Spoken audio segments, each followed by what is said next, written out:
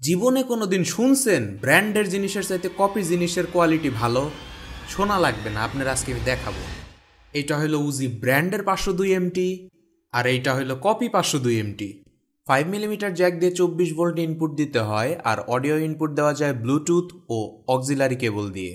দুইটা বোর্ডের সব পার্টসই সেম এবং খুবই ভালো কোয়ালিটির।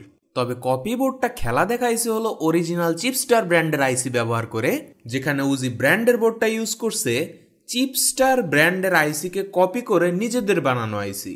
তাতে সমস্যাটা কোথায়? প্রথমত, কিছু না চলা অবস্থায় কপি বোর্ডটা কম কারেন্ট খায়, আর উজি ব্র্যান্ডের বোর্ডটা বেশি কারেন্ট খায়। দ্বিতীয়ত, উজি বোর্ডের ট্রিবল শুনতে খুবই কর্কশ শোনায়, টিনের চালের মতো আওয়াজ হয়। সেদিকে কপি বোর্ডের ট্রিবল ভয়েসকে খুব সুন্দরভাবে ম্যানেজ করে। তৃতীয়ত, ফেটে যাওয়া বা ডিস্টরশন ছাড়া উজি ব্র্যান্ডের বোর্ড থেকে আপনারা নিতে পারবেন 40 ওয়াট, যেখানে কপি বোর্ডটা থেকে নিতে পারবেন 50 ওয়াট। চলবে 6 থেকে 10 ইঞ্চির স্পিকার।